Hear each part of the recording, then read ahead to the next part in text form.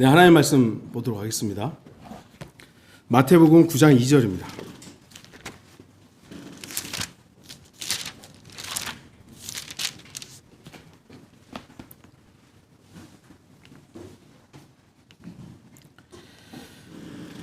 마태복음 9장 2절 말씀입니다.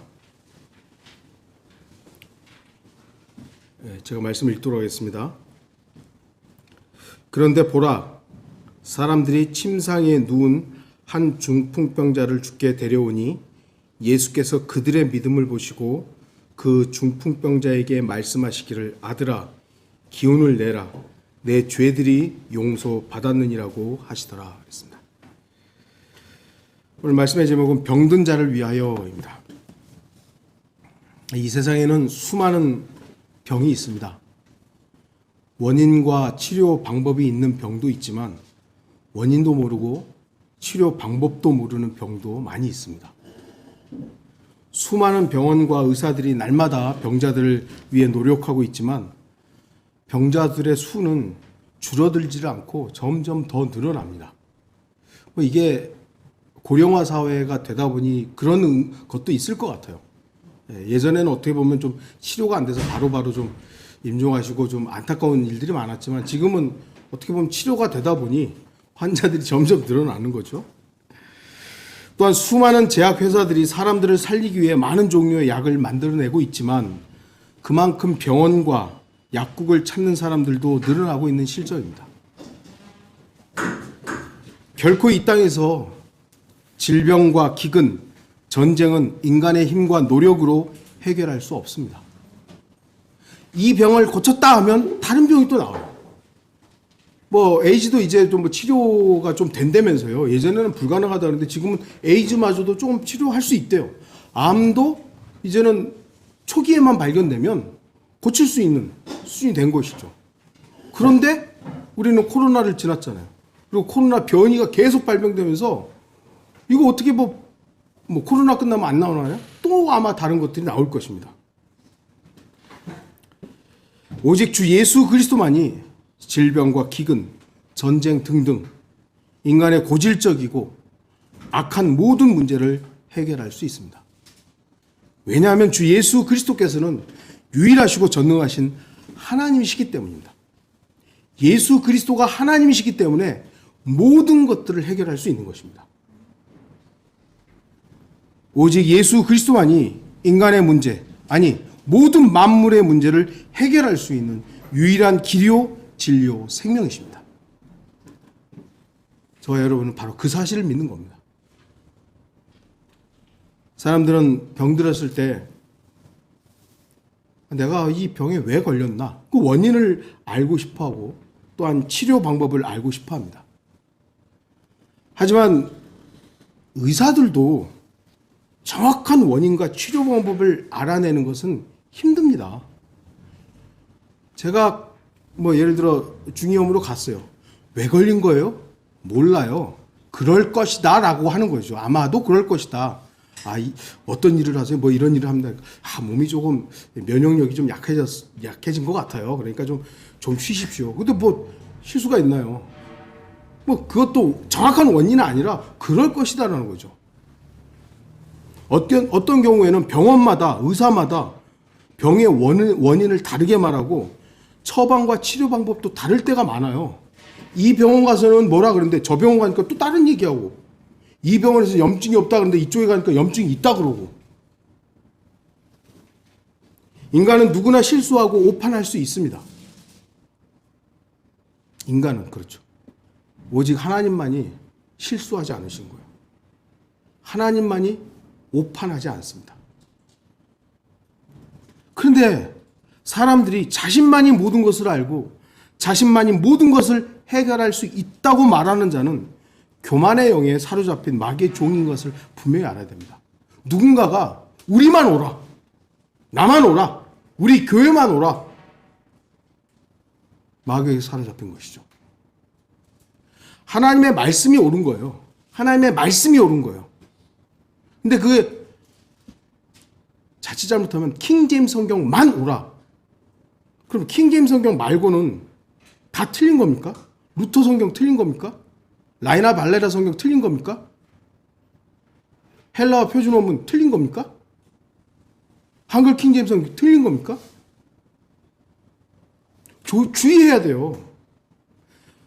다시 말씀드리지만 킹제임스 성경 정말 우리가 그 권위와 올바름과 정확성을 우리 다 인정합니다. 저희가 우리가 그걸 잘못했다고 말하는 게 아니잖아요. 그러나 자칫 잘못해서 극단적으로 킹제임스 성경만 옳고 나머지는 다 틀렸어 이렇게 되면 그거 누가 좋아하겠어요? 다른 걸 다 배제해 버렸잖아요. 주의해야 되는 겁니다. 의사도 사람이기 때문에 병에 대해 완벽한 해결책이 될 수는 없습니다. 물론 저도 병이 걸리거나 아프면 의사를 찾아가서 약을 받고 처방을 받고 그럽니다. 그러나 제가 신뢰하는 건 그 의사가 아니에요. 그 의사를 사용하시는 하나님이시지. 하지만 어떤 의사라도 병자를 소홀히 여기거나 하찮게 여겨서는 안 됩니다. 우리가 아무리 그 의사를 100% 신뢰하지 않는다고 해도 그 의사는 환자를 대할 때 최선을 다해야 되는 것이죠. 아무리 힘들고 어렵다 해도 환자들이 병 낫기 위해서 찾아오면 의사는 환자를 위해서 최선을 다해야 됩니다. 의사가 완벽한 것은 아니지만 그래도 최선을 다해야 되죠. 왜냐하면 병자를 치료하기 위해서 공부하고 수련을 했기 때문입니다. 의사들에게는 그 히포크라테스 선서라는 게 있잖아요. 좀 약간 길지만 제가 읽어드릴게요. 이제 의업에 종사할 허락을 받음에 나의 생애를 인류 봉사에 바칠 것을 엄숙히 서약하노라. 나의 은사에 대하여 존경과 감사를 드리겠노라. 나의 양심과 위엄으로서 의술을 베풀겠노라. 나의 환자의 건강과 생명을 첫째로 생각하겠노라. 나의 환자가 알려준 모든 내정의 비밀을 지키겠노라. 나의 의업의 고귀한 전통과 명예를 유지하겠노라. 나는 동업자를 형제처럼 여기겠노라. 나는 인류, 종교, 국적, 정당, 정파 또는 사회적 지위, 여하를 초월하여 오직 환자에 대한 나의 의무를 지키겠노라.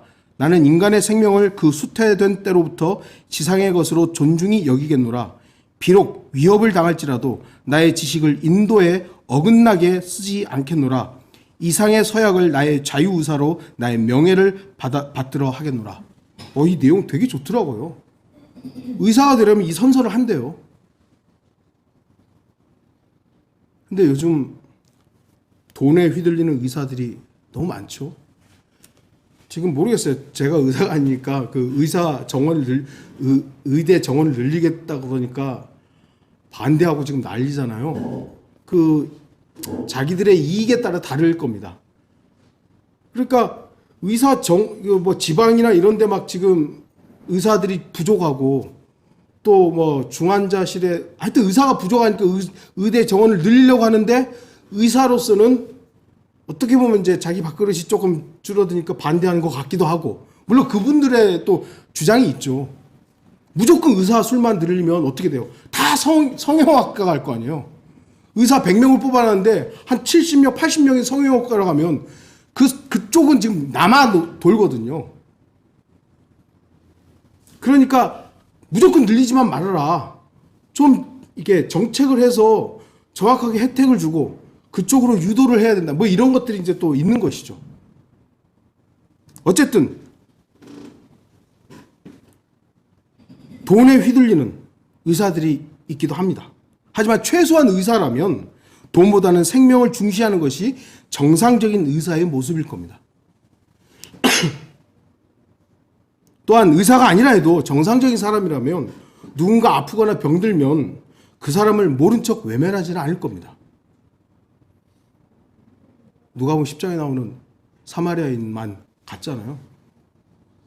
레위인과 서기관은 정상적인 모습이 아닌 겁니다. 아픈 사람, 지금 죽어가는 사람 보고도 외면해버리는 것은 정상적인 사람은 아닌 것이죠. 우리의 주인이신 주 예수 그리스도께서는 자신이 죄인들의 유일한 의사로서 생명을 살리기 위해 자신의 생명을 내놓았습니다. 주님께서는 오늘 본문 12절에서도 병든 자들의 의사로서 오셨음을 분명히 말씀하셨습니다. 마태복음 9장 12절, 예수께서 그 말을 들으시고 그들에게 말씀하시기를 건강한 사람들에게는 의사가 필요 없지만 병든 사람에게는 필요하니라. 본인이 의사라는 것이죠. 오늘 본문은 마가복음 2장과 누가복음 5장에도 나타나는 내용입니다. 그러니까 이 세 본문을 비교해 봐야 됩니다. 마태, 마가, 누가복음을 종합해 보면 이런 내용이 나오는데요. 주님께서는 이제 카퍼나움에 도착하셨습니다. 이 카퍼나움이란 말의 그 뜻은, 이 도시의 이름의 뜻은 나움의 마을이라는 거예요. 나움 선지자죠. 나움의 마을. 이게 이제 카퍼나움입니다. 언제나 그렇듯이 주님께서 가시는 곳은 인산인해를 이룹니다. 그런데 한 중풍병자의 친구들이 병자와 침대를 통째로 들고 옵니다. 여기에는 마태복음은 그 내용이 없죠. 지붕을 뜯었다는 내용이 없어요. 그냥 중풍병자를 죽게 데려오니만 나와 있어요. 그래서 마가복음과 누가복음을 보니까 거기에는 이제 이 내용이 있는 것이죠. 지붕을 통째로 들고 와서 주님 앞에 내려놓으려고 하는데 사람들이 너무 많은 것이죠. 아마도 중풍병자의 상태가 심각했던 것 같습니다. 더구나 침대를 들고 왔으니 사람들을 피해서 주님 앞에 가는 게 어떻게 보면 불가능했던 것이죠.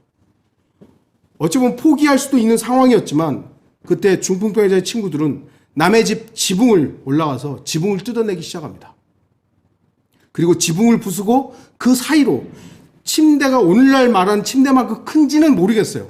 그러나 꽤 넓은 구멍을 파야 되지 않겠어요? 침대가 내려가야 할 정도면. 결국 주님께서는 그들을 보시고 새 복음서에 동일하게 나타나는 말씀이 있습니다. 그들의 믿음을 보시고 그리고 동일하게 내 죄들이 용서받았느니라 이렇게 말씀하십니다. 그러니까 이 그들의 믿음을 보시고 내 죄들이 용서받았느냐 이 내용을 보니까 마태복음과 마가복음과 누가복음의 기록의 디테일은 좀 다르지만 한 사건이구나 이걸 이제 우리가 알 수 있는 것입니다. 참 아름다운 장면이죠. 하지만 그곳에는 하나님께 영광을 돌리는 사람만 있었던 것이 아닙니다. 그 아름다운 믿음과 치유의 장소에 하나님을 대적하는 마귀의 자식들도 있었던 것입니다. 그들이 바로 서기관들과 바리새인들. 예수 그리스도는 살려주시는 분이십니다. 살리시는 분이죠. 물론 심판으로 멸망에 이르게 하는 것도 있죠. 그거는 지금 당장은 아닙니다.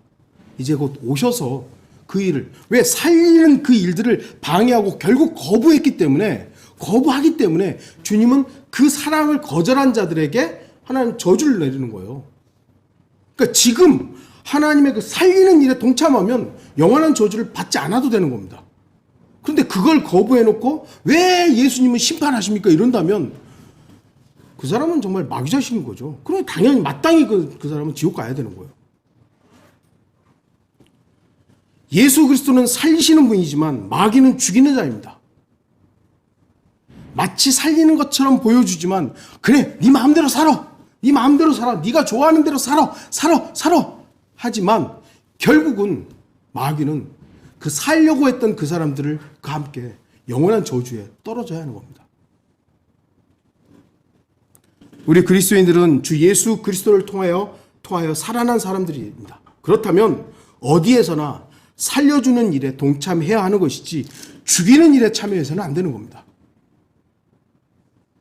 예수 그리스도는 찢어진 것을 하나로 묶는 것이잖아요.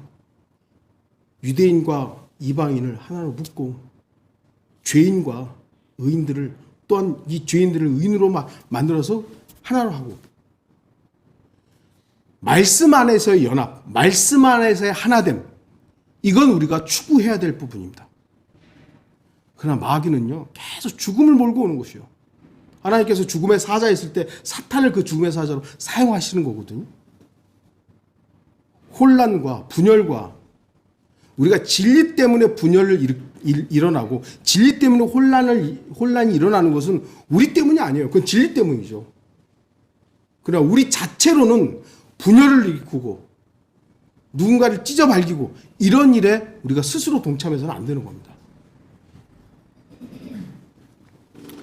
중풍병자의 모습을 보십시오. 구원받기 전 우리의 모습입니다. 이 중풍병자의 병이 얼마나 심각했는지는 기록되어 있지 않습니다만 침대에 누워서 움직이지 못할 정도였다면 중풍이 굉장히 심했던 것이죠. 중풍이라는 게 뭐냐면 몸이 마비가 오는 증상입니다. 부분 마비도 있지만 전신 마비일 경우 누군가의 도움을 받지 못하면 움직이지 못합니다. 어디를 돌아다닐 수가 없어요. 부분 마비 같은 경우는 조금 움직일 수 있지만 전신 마비라면 여기 나오는 것처럼 그냥 침대에만 누워 있어야 되는 거예요. 그런데 더 힘든 건요. 정신은 멀쩡한데 몸이 망가졌어요. 몸이 망가지고 있는 거예요. 정신은 멀쩡한데 몸이 못 움직이니까 이제 점점 정신도 피폐해지게 됩니다. 이게 그 병의 위험성이에요. 그래서 침상에 누운이라는 말은 어쩌면 병자의 일상적인 모습이었을 것입니다. 이 중풍병자가 예수님께 올 때만 침대에 누워 있었겠습니까? 평상시에도 누워 있었으니까 그 친구들이 메고 온 것이죠. 죄는 항상 심각한 겁니다. 죄는 좀 더 나았을 때가 있고 좀 안 좋을 때가 있는 게 아니라 죄는 항상 심각한 거예요. 그래서 죄인은 좀 나은 죄인, 좀 덜한 죄인이 없어요. 그냥 똑같은 죄인이지. 나는 저 사람보다 낫지. 저 사람이 이러이러한 죄를 졌으니까 나는 그래도 저 죄를 안 졌으니까 나하고 저 사람은 달라. 그렇지 않습니다. 똑같은 죄인인 거예요. 인간들은 그 차이를 나눌지 모르지만 하나님 보셨을 때는 개미는 개미일 뿐이에요. 조금 큰 개미, 조금 작은 개미. 아니요. 그냥 똑같은 개미일 뿐이에요. 그래서 우리가 누군가를 쉽게 판단하는 부분에 대해서 나는 저 사람보다는 그래도 나은데 아주 주의해야 될 부분입니다. 우리가 하나님의 말씀대로 살려고 하죠. 그래서 어느 부분에서 살아냈어요. 그러면 우리가 칭찬받을 일입니까? 아니죠. 하나님께서 그 부분들을 허락하신 그 부분에서 하나님 도와주시면 감사합니다가 돼야지. 그래도 나는 저 인간보다 나아. 저 사람은 이것도 안 하고 저것도 안 하고. 죄의 질병을 고칠 수 있는 유일한 방법은 예수 그리스도밖에 없습니다. 죄인을 구원하러 오신 그 예수 그리스도밖에 없습니다. 그래서 주 예수 그리스도를 개인의 구주로 영접하는 것, 그것만이 죄의 질병을 해결할 수 있는 유일한 길이에요. 중풍병자가 스스로 할 수 있는 일은 없었습니다. 예수 그리스도께 가야 되는데 그것마저도 사실 할 수 없었던 것이죠. 그나마 할 수 있었던, 그나마 다행인 것은 그의 친구들이 주님을 향한 믿음을 가지고 있었다는 것입니다. 성경은 그들의 믿음을 보시고 라고 되어 있습니다. 그들의 믿음을 보시고. 대부분의 사람들은 침대를 메고 온 친구들의 믿음만 눈여겨봅니다. 대단하긴 하죠. 하지만 이 병자의 믿음도 충분히 침대를 메고 온 사람들과 같은 믿음이었을 겁니다.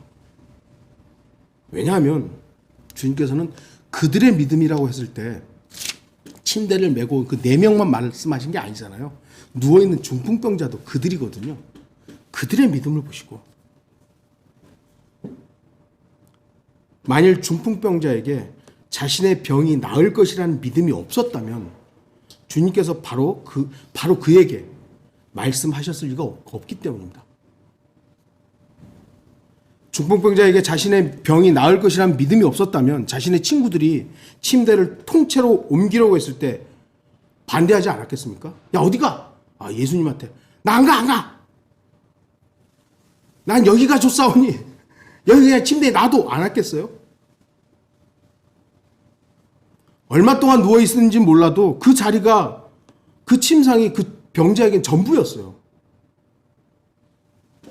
침대가 옮겨지는 것을 동의하지 않았을 수도 있는 거죠. 만약에 믿음이 없었다면.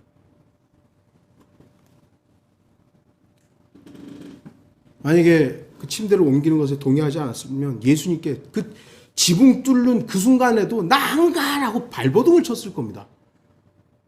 그러나 동일한 믿음을 가지고 있었기 때문에 거기에 함께 했던 것이죠. 주님께서 그들의 믿음을 보시고 성경에는 주님께 병을 낫기 위해 간 사람은 누구나 다 고침을 받았다고 말씀합니다.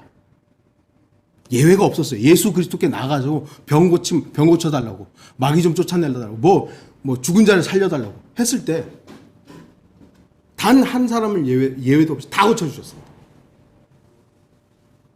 우리도 주님을 통해 죄의 질병으로부터 고침받은 사람들입니다. 예수 그리스도께서 나의 죄의 모든 문제를 해결했다는 사실을 믿은 사람은 단 한 사람도 예외 없이 죄의 문제가 해결된 겁니다. 우리는 영적 죄의 질병으로부터 완전히 치료받은 사람입니다. 그러나 영적 질병이란 구원에 관해서는 더 이상 침투하거나 영향을 끼치지 못하지만 여전히 우리의 영은 죄로 인해 영향받고 악영향을 받습니다. 이미 영이 거듭나서 하나님의 셋째 하늘에 이미 우리의 영은 있잖아요. 영이 여기 있으니까 여기는 없어, 이런 게 아니. 영은 그냥 영 자체로서 영 자체이기 때문에 내 안에 있는 성령, 그리고 나의 영, 성령은 악에 대해서 영향을 받지 않죠. 그러나 사도 바울이 말했던 또 나의 영이라는 게 있단 말이에요. 이 나의 영은 이 영적인 부분에서는 악한 영향을 여전히 받아요. 그래서 어떤 그리스도인이라 해도, 어떤 성도라 해도 항상 영적 건강을 유지하는 것이 어렵고 힘듭니다. 목사라고 해서 항상 성령 충만합니까? 복음 전도자라고 해서 항상 성령으로 충만합니까? 나로 충만할 때가 어떤 면에서는 퍼센트로 봤을 때 더 많아요. 이것을 바로 우리는 다른 말로 영적 전쟁이라고 말하는 겁니다. 우리는 영적 전쟁에 대해서 마귀가 공격하고 지옥교회를 제가 항상 말씀드리죠. 내 안에서 일어나는 나의 옛사람과 새사람, 이것이 싸우는 이 부분이 영적 전쟁의 실체라고요. 여기에 지니까 다른 성도에게 엉뚱한 짓 하고 교회에 문제를 일으키고 이러는 것이죠. 내 안에 있는 옛사람을 항상 십자가에서 죽어있다는 것을 발견하면요, 다른 문제가 발생할 게 없어요. 교회에 왜 문제가 생깁니까? 다 성령 충만하면요, 문제가 생길 일이 없어요. 목사가 육신적이거나 다른 성도가 육신적이면 문제가 발생해요. 또는 둘 다 육신적이면 문제가 발생하죠.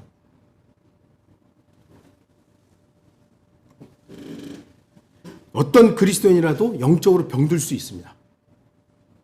목사든 집사든 신학자든 복음 전도자든 성경 교사든 신실한 성도든 육신을 입고 있는 한 그리스도인도 영적 질병에 걸릴 수 있습니다.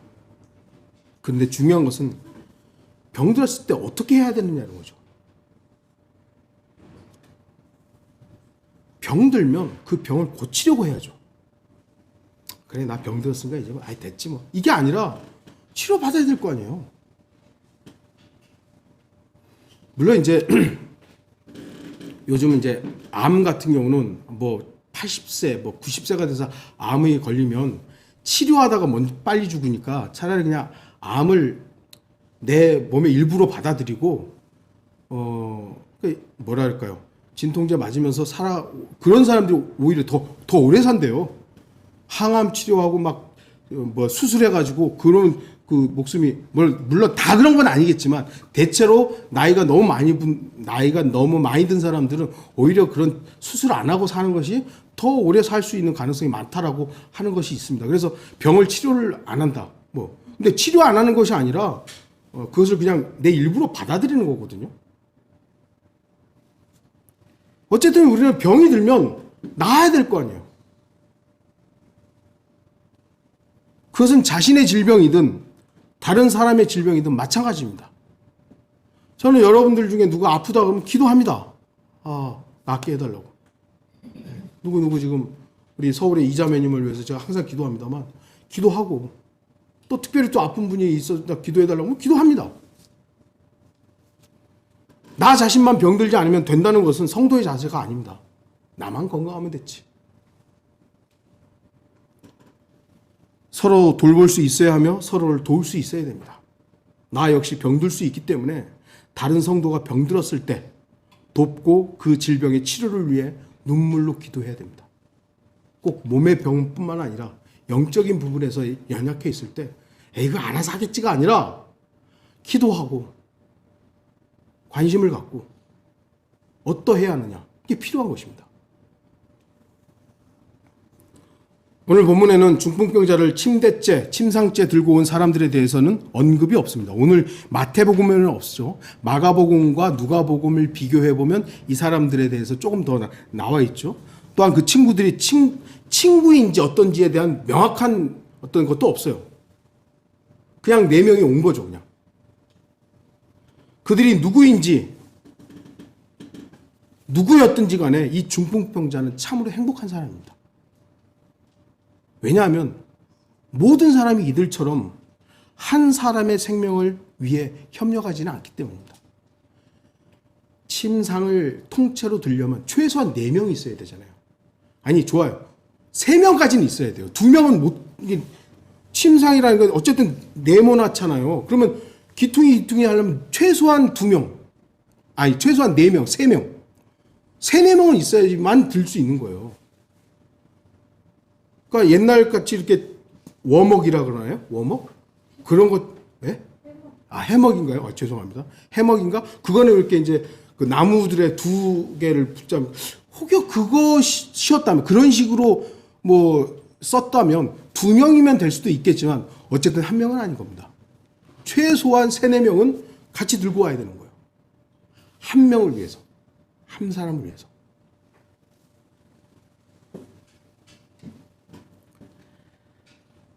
이들은 한 사람의 병자를 살리기 위해서 온갖 어려움을 이겨냈습니다.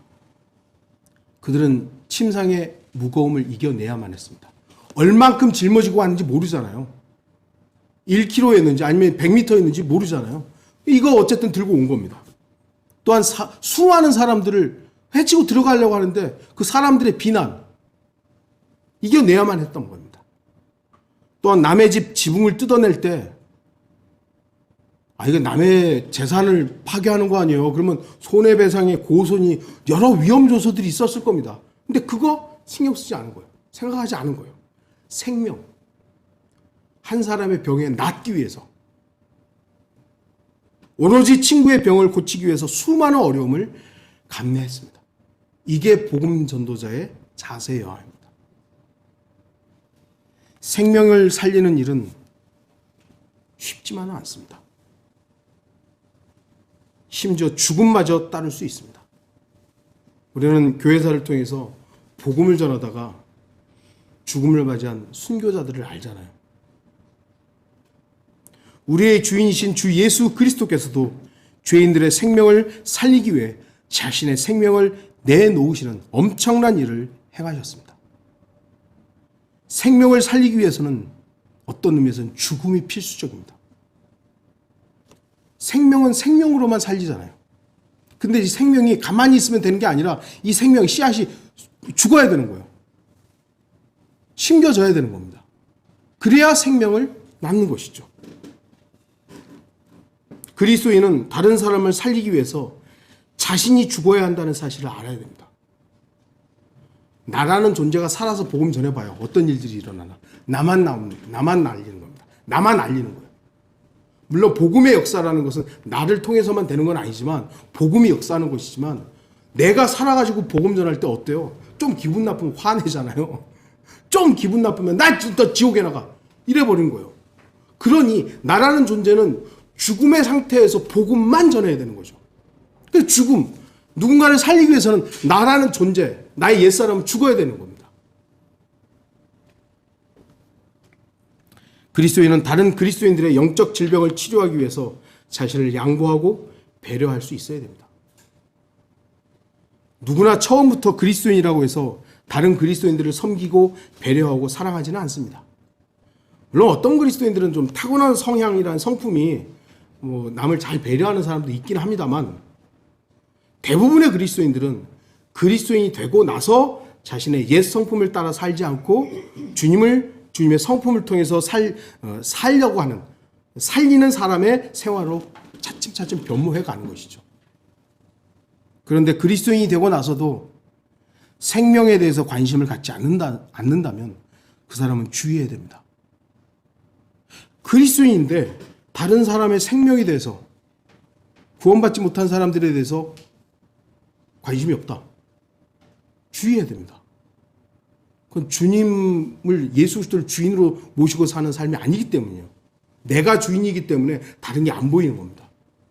그래서 우리는 그리스도인이라면 나를 생명으로 사주신 그 생명의 주권자에게 관심을 가져야 되고, 그 생명의 주권자가 무엇에 관심이 있는지 관심을 봐야 되죠. 잃어버린 혼들에 대해서 관심이 있으시잖아요. 그럼 우리도 거기에 봐야 되는 겁니다. 그런데 관심이 없다. 내 주인이 바뀌어 있는 것입니다. 그리스도인은 그리스도의 사람으로서 주님과 같은 관심사를 가져야 됩니다. 왜냐하면 주님의 주된 관심사는 생명을 살리는 일이기 때문입니다. 어떤 부모가 자식이 아프다고 해서 나 몰라라 하고 외면하고 멀리 하겠습니까? 오늘날의 세상이 정말 이상해가 돼가지고 이런 이상한 부모들이 있긴 합니다만, 그건 우리 정상적인 부모가 아니죠. 뭔가 이상한 상황이니까 그랬겠죠.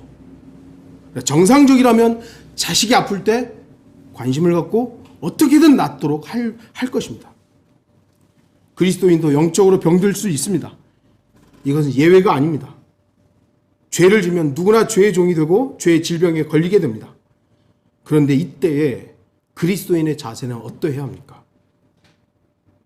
자신뿐만 아니라 우리 옆에 있는 다른 그리스도인도 병들 수 있다 이거예요. 영적으로. 그럼 어떻게 해야 됩니까? 죄를 지은 그리스도인을 저 멀리 던져버려야 됩니까? 아, 당신 죄 지었으니까 나 이제 당신하고 교제 안 해. 아, 교회 더 이상 나오지 마십시오. 교회 출애. 이렇게 해야 됩니까? 분명히 구분되어야 됩니다. 죄를 지은 그리스도인이, 죄를 지은 그 사람이 회개하고 돌이킬 수 있는 기회를 줘야 됩니다. 누군가가 죄를 지었어요. 명백한 어떤 죄를 지었어요. 그럼 우리 죄 지었으니까 이제 우리 더 이상 저 사람하고 우리 끝입니다. 이래야 됩니까? 그게 아니라 돌이킬 수 있는 기회를 줘야죠. 하나님 앞에 바로 설 수 있는 시간을 줘야 되는 겁니다. 그런데도 불구하고 죄를 인정하지 않고 회개하지 않을 때 그 사람은 더 이상 성도로서 교제할 수는 없는 겁니다. 그러나 회개하고 돌이키는 그리스도인이라면 우리가 어떻게 해야 됩니까? 사랑과 포용으로 받아줘야 되는 것이죠. 그가 누가 되었든. 그게 예수 그리스도께서 나에게 해주신 용서이기 때문입니다. 우리는 자주 질병에 걸립니다. 감기를 달고 살 때도 있고, 감기에 걸렸다고 해서 다른 질병, 2가지, 3가지 같이 올 수도 있어요. 그런데 제가 감기가 걸려서 의사한테 가는데 의사가 감기 걸렸다 거절합니까? 아니죠. 내가 근데 그 병이 나았어요. 근데 다른 병을 또 걸렸어요. 그래서 그 의사한테 갔어요. 아유, 어제 나았는데 뭐하러 또 와요? 다 가세요. 이러지 않아요. 또 오늘은 어떤 겁니까? 물어보는 거죠. 환자가 의사를 찾아가면 의사는 최선을 다해 병자를 치료해야 됩니다. 치료했는데 다른 병이 걸려서 찾아왔다고 해서 쫓아내겠습니까? 또 치료하고 살려줘야 되는 것이죠. 우리는 의사가 아니지만 예수 그리스도를 통한 그 복음의 능력을 주님께서 우리에게 허락하셨다면 우리는 누구도 거절해서는 안 되는 겁니다. 살리는 일이 예수 그리스도의 일이기 때문입니다. 여러분은 자신뿐만 아니라 다른 성도의 질병에 대해서 경계해야 되는 것이죠. 병들지 않도록 평소에 건강을 유지해야 됩니다. 병들지 않고 건강하게 사는 것이 가장 바람직한 삶입니다. 하지만 이 세상에 살아가면서 한 번도 병에 걸리지 않은 사람은 없습니다. 그렇기 때문에 우리는 서로의 질병에 대해서 살려주는 사람이 되어야 합니다. 그래야만 내가 병들었을 때 나의 주변에 있는 사랑한 지체들이 나를 주님께로 통째로 옮겨갈 수 있기 때문입니다. 살려주는 일에 참여하는 성도들이 되어야 됩니다. 중풍병자의 믿음, 그리고 그 친구들의 믿음은 예수 그리스도를 감동시키는 믿음이었습니다. 그런데 항상 우리가 주목해야 될 부분은 믿음에는 반드시 불신이 끼어든다는 겁니다. 왜냐하면 믿음만이 하나님을 기쁘시게 할 수 있는 일이기 때문에 사탄은 그 믿음을 그저 바라만 보고 있지는 않습니다. 그래서 믿음이 나타나는 곳에는 반드시 불신이 찾아들게 되며 불신은 오히려 믿음보다 훨씬 더 치명적인 악영향을 끼치게 된다는 겁니다.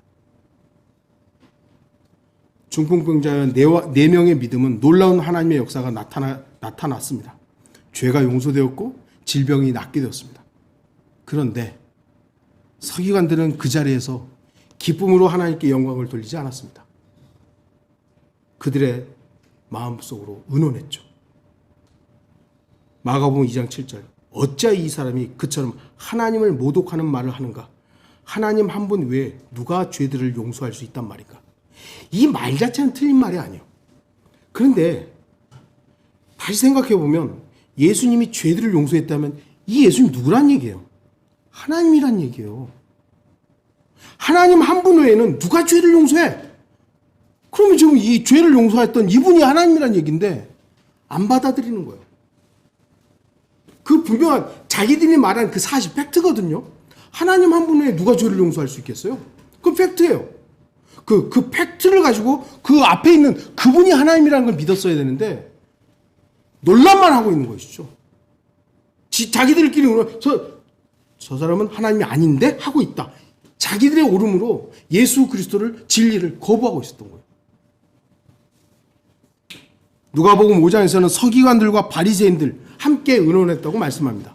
서기관들과 바리새인들 어떤 사람들입니까? 그 시대에는 가장 하나님을 잘 섬긴다고 누구나 인정하고 스스로들도 우리가 하나님 잘 섬긴다고 자신했던 사람들입니다. 그들은 철저히 율법을 지키면서 그 누구도 따를 수 없을 만큼 종교적인 사람들이었습니다. 그들은 사람들과 그 자신들 앞에서 당당하고 온전한 사람들이었습니다. 그러나 예수 그리스도의 평가는 전혀 달랐습니다. 주님께서는 그들을 위선자, 어리석고 눈먼 자, 독사들의 세대, 회칠한 무덤 이렇게 불렀습니다. 그들은 병이 낫고 생명이 살아나는 자리에서 하나님의 반대편에 섰습니다. 그들은 살아계신 하나님을 섬긴다고 하면서 정작 살아계신 하나님 눈앞에 있는데도 죽은 종교적 형식에 얽매여 생명을 살리는 일에 동참하지 않았습니다. 자기들의 오름이죠. 기독교가 어떤 종교입니까? 뭐 사람들한테 물으면 사랑의 종교 뭐라고 하죠. 기독교는 예수 그리스도를 섬기는 종교입니다. 생명의 종교죠. 기독교를 통해서 죽은 생명이 살아나고 영적으로 병든 자들이 치유를 받아야 됩니다. 그런데 종교적인 이유와 형식과 모습들로 인해 기독교는 더 이상 생명을 살리지 못하고 영적으로 병든 자들을 치유하지도 못하는 그런 종교가 되어버렸습니다. 오늘날 기독교는 예전에 들었던 그런 명예로운 호칭이 아닌 거예요. 기독교인 그러면 자기들만 알고 돈만 밝히고 목사들은 타락하고 성도들도 장로나 집사나 이런 사람 다 자기들밖에 모른다고 이런 식으로 이제 생각하는 거예요.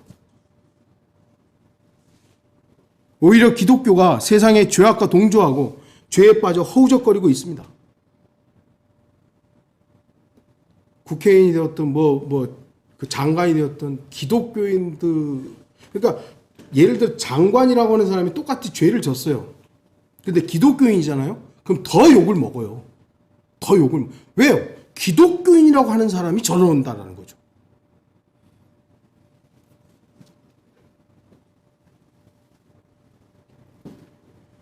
기독교가 세상 죄악에 동조하고 죄에 빠져 허우적거리고 있습니다. 그러니까 외적인 병을 고치기 위해서는 기도원도 가고요. 은사주의 집회 가가지고 막 사람들이 병 고쳐달라고 막 기도합니다. 그러나 영적 죄의 질병을 치유받기 위해서는 복음 집회에 안 가는 거예요. 그러니까 구원파나 되니까 복음 집회할 때 사람들이 우르르 가잖아요. 근데 주의할 거예요. 구원파 그 교회 식구들이 더 많아요.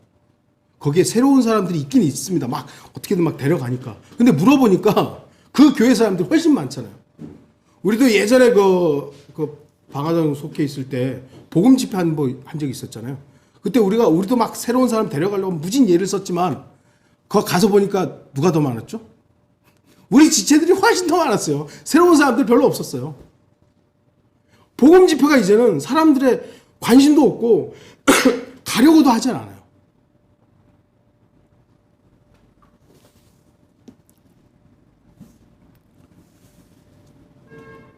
이제는 기독교가 복음보다는 돈에 휘둘려 있는 그런 변질된 종교가 되어버렸습니다. 이 당시에도 마찬가지입니다. 그들은 살아계신 하나님을 섬긴다고 하면서도 죽은 종교적 형식에 얽매여 생명을 살리는 일에 동참하지 않았습니다. 예수 그리스도께서 병 고치는 날이 안식일이었다고, 안식일이 더 중요한데 왜 병 고쳤냐고, 왜 살렸냐고, 이런 짓거리들을 했던 것이잖아요.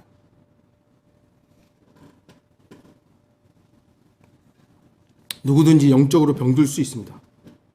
그들이 낫도록 최선을 다하고 격려하고 기도하고 배려하고 걱정하는 것이 잘하는 것입니까? 아니면 영적으로 병든 자들을 멀리하고 외면하고 교제를 단절하고 배척하는 것이 잘하는 것입니까? 물론 영적인 일들은 너무나도 중요한 문제이기 때문에 조심하고 또 조심해야 됩니다. 영적인 문제는 어떤 목사가 말했듯이 쇠를 스카치 테이프로 붙일 수 없다. 맞는 얘기입니다. 영적인 문제, 교회, 예전에 그랬잖아요. 교회에 문제가 생겨서 목사 반대편에 섰어요. 그 사람들을, 쇠를 스카치 테이프로 못 붙이니까 그 사람들 다 내보내라고, 추리해버리라고. 그랬던 거잖아요. 그건 인간으로는 안 되잖아요.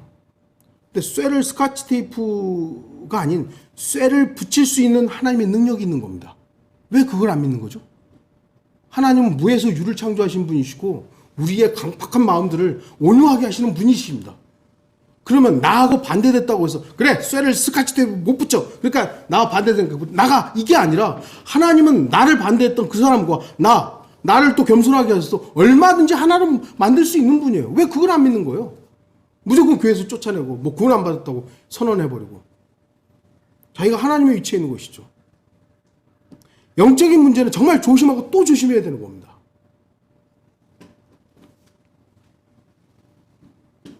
병들었을 때 하나님께 찾아오면요, 우리는 도와줘야 되는 거죠. 이 중풍병자의 뇌 귀퉁이에 있었던 친구들처럼 도와줘야 되는 겁니다. 서기관과 바리새인들처럼 이 사람들처럼 누군가가 낫는 일을 방해해서는 안 되는 것입니다. 종교적으로 자신이 가장 잘 믿고 있다고 자만하는 사람들의 행동, 언제나 힘들고 어려운 사람들이 주님께로 가는 것을 막아왔습니다. 나는 하나님 잘 믿어. 이런 사람들이 하나님께로 겸손하게 막 가려고 하는 그 사람들을 방해하는 것이요. 어떻게 보면 오늘날 미국도 그렇지만 한국도요, 근본주의자들, 성경을 정통주의자들, 이 사람들이 성경을 잘 믿겠다고 하는 사람들이거든요.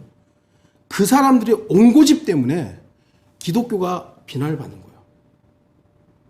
물론 타락한 사람들은 제가 더 말하는 게 아닙니다. 그 세속적인 기독교를 말하는 것이 아니라 우리가 알고 있는 바이블 빌리버라고 하는 사람들 가운데서 성경을 성경대로 믿는다고 하는 사람들의 그 모습 가운데서 하나님의 유연함이나 하나님의 은혜나 하나님의 포용함이 없이 다 자기만 옳은 그런 사람들 때문에 오히려 하나님께로 다가서려고 하는 그 마음들이 없어져 버리는 경우들이 많다는 겁니다. 저 역시도 그런 사람 중에 하나이기 때문에 회개하는 마음으로 이렇게 말씀드리는 겁니다. 그들은 자신의 온전함으로 다른 사람들을 죽이는 일을 합니다. 여러분은 지금 자신의 옳음으로 다른 성도들의 병을 지적하고 판단만 하고 있지는 않습니까? 아니면 그들의 질병을 위해 고통과 어려움을 함께 나누면서 침대를 메고 주님께로 나아가고 있습니까? 중풍병자의 친구들처럼 침상째 메고 가지 못한다면 최소한 다른 사람들이 주님께로 가는 것에 대해서 막지는 말아야 될 것입니다. 결론을 맺겠습니다. 예수 그리스도께서는 살려주는 영입니다. 고린도전서 15장 45절에 나옵니다. 살려주는 영이에요. 이 세상의 죄인들에게 새로운 생명을 주셨습니다. 우리는 그 생명을 아무 공로 없이 받은 사람들입니다. 그렇다면 우리 역시 생명을 살리는 일에 동참하고 협력해야 합니다. 성경을 믿는다고 하면서 오히려 형식과 격식과 그리고 타성이라는 인간의 전통으로 이미 성경대로 믿는다라고 하는 그 나름의 정통을 가지고 있어요. 그 정통으로 죽이는 일들에 참여해서는 안 됩니다.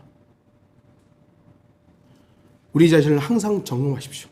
우리는 아직 육신의 장막을 입고 있기 때문에 여러 가지 영적 질병에 시달릴 수 있음을 인정해야 됩니다. 자신만은 어떤 질병에도 완전히 차단된 것처럼 여긴다면 그 사람은 이미 교만이란 강력한 질병에 걸린 심각한 환자임을 알아야 됩니다.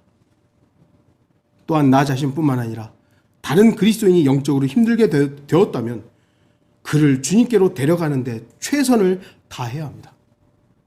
그가 거절하고 부인한다면 그를 위해서 기도하고 기다리십시오.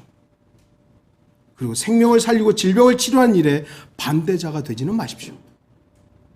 자기 자신이 세워놓은 그 기준으로 성경의 기준을 무너뜨리지 말고 생명을 죽이지 마십시오.